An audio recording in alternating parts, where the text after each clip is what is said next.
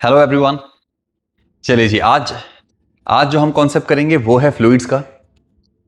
और बहुत ही इंटरेस्टिंग कॉन्सेप्ट है। Most of you people don't know how to apply Archimedes principle correctly. और कभी कभी हमें आर्किमिडीज प्रिंसिपल की लिमिटेशंस के बारे में पता नहीं होता है, तो आज का वीडियो सिर्फ उसके ऊपर बेस्ड है। एंड बाय द वे, ये जो आइडिया है, ये जो कॉन्सेप्ट है, आईआईटी जेईई एडवांस्ड को ये बहुत ज़्यादा पसंद है। तो मैं आपको ब्रीफ कर देता हूं पहले, इससे पहले कि हम क्वेश्चन करें, जेईई एडवांस्ड का ही क्वेश्चन करेंगे। ब्रीफिंग ये है कि आर्किमिडीज प्रिंसिपल कहता क्या है। आर्किमिडीज प्रिंसिपल ये कहता है कि जो बॉइंट फोर्स किसी बॉडी पे लगती है, अगर कोई भी बॉडी एक फ्लूइड के अंदर पार्शियली या फुली सबमर्ज्ड है, तो उस पर फ्लूइड एक बॉइंट फोर्स लगाता है। और वो जो बॉइंट फोर्स होती है, that is equal to weight of liquid displaced.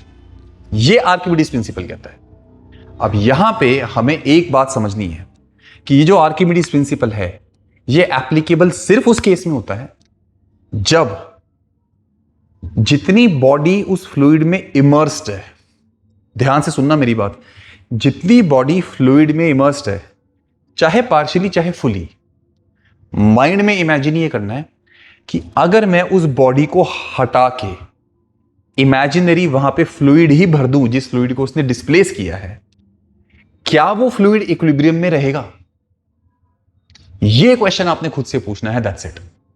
तो अगर आपने उस बॉडी को मेंटली वहां से हटाया और जो फ्लूइड उसने डिस्प्लेस किया था वही फ्लूइड उसमें रख के इमेजिन किया और वो फ्लूइड इक्विलिब्रियम में निकला, तो मतलब आर्किमिडीज प्रिंसिपल वैलिड है।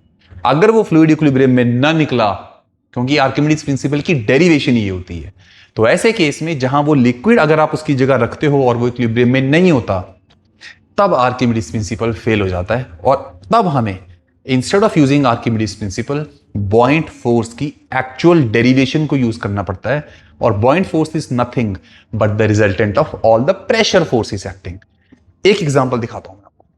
अब ये जो क्वेश्चन है, ये क्वेश्चन जेईई एडवांस्ड में आया, कॉम्प्रीहेंशन बेस्ड है। इसमें वो बोलता है कि पानी भरा हुआ है एक टैंक में, लेकिन यहां पीछे बीच में ना एक होल है, तो this is open to the atmosphere. ये जो है ना, यहां पे एटमॉस्फेरिक प्रेशर P0 है, इसके ऊपर भी एटमॉस्फेरिक प्रेशर P0 ही है।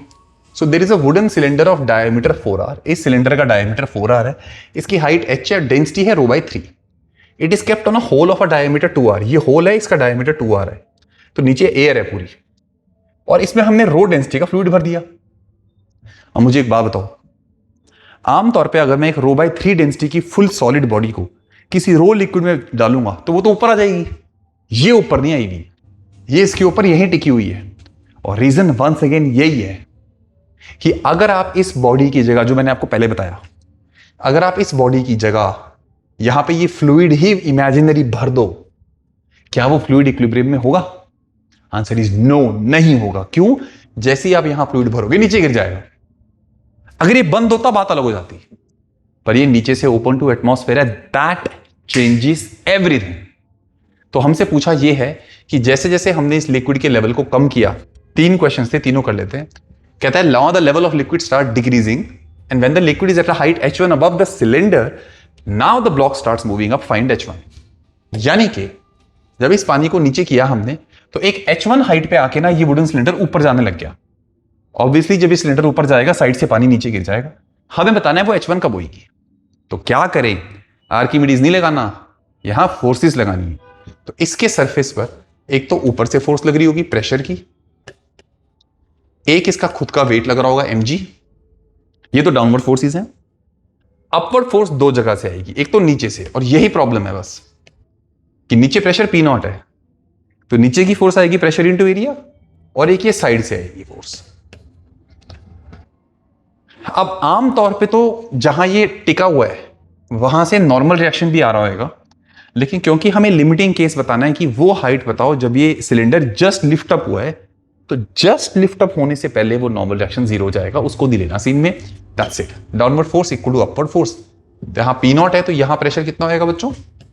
P0,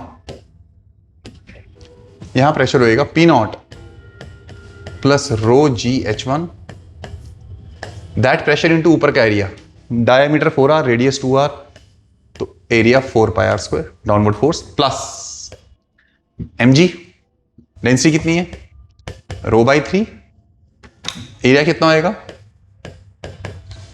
4πr² into h, mass into g m g, ये downward force equal to upward force. Upward force इतने पोर्शन की वजह से कितनी आएगी, प्रेशर इंटू एरिया। अब याद रहे होल का डायमीटर 2r है तो रेडियस r रहेगा, तो एरिया आ जाएगा पाई r स्क्वायर प्लस ये वाला।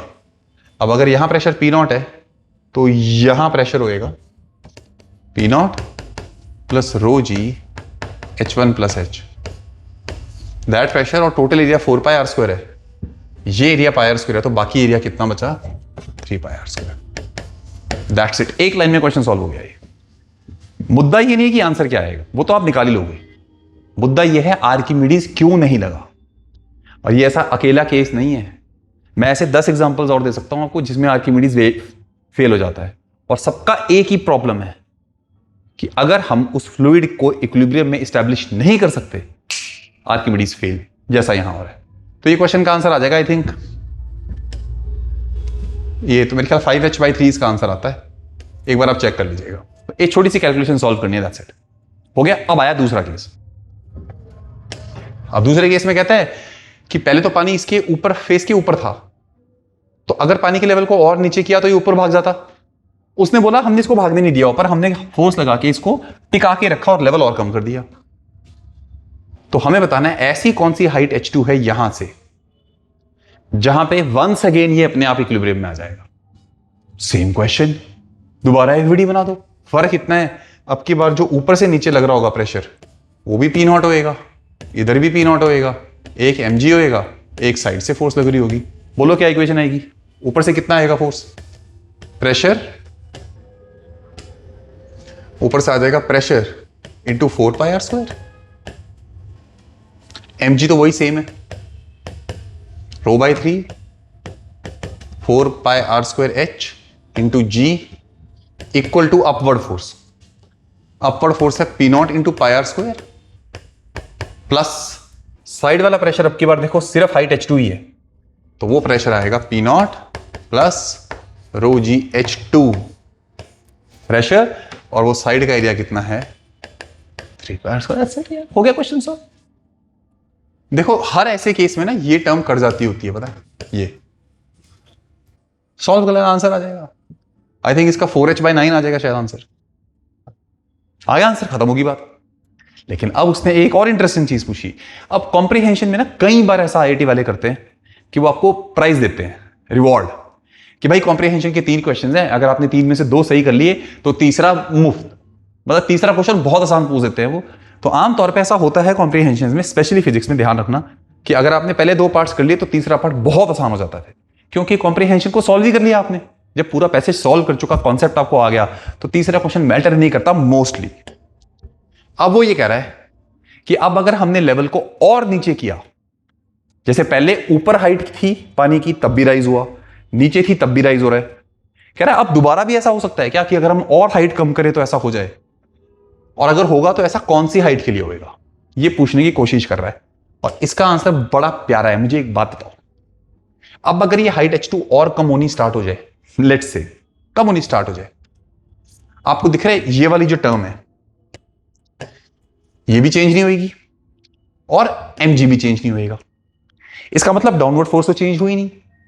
अपवर्ड फोर्स की बात करें तो ये भी चेंज नहीं हो रही क्योंकि तो P0 है, और जो ये वाली अपवर्ड फोर्स है क्योंकि हाइट h2 कम हो रही है ना, तो ये फोर्स उल्टा और कम हो जाएगी, विच मींस डाउनवर्ड फोर्स तो उतनी ही रही, अपवर्ड अप लगातार कम होती जा रही है, which means net force down ही आएगी, it will never rise up.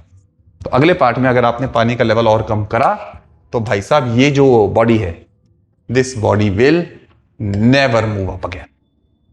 ये कॉम्प्रिहेंशन था, आई थिंक 2006 का है, चेक करना आप। और बहुत इंटरेस्टिंग, बहुत इंपॉर्टेंट एस्पेक्ट को ये एड्रेस करता है कि आर्किमिडीज प्रिंसिपल फेल हो जाता है, कब होता है, कैसे होता है, आराम से समझो। अगर दोबारा देखना है तो दोबारा देख लो। Alright, and keep watching. Thank you so much.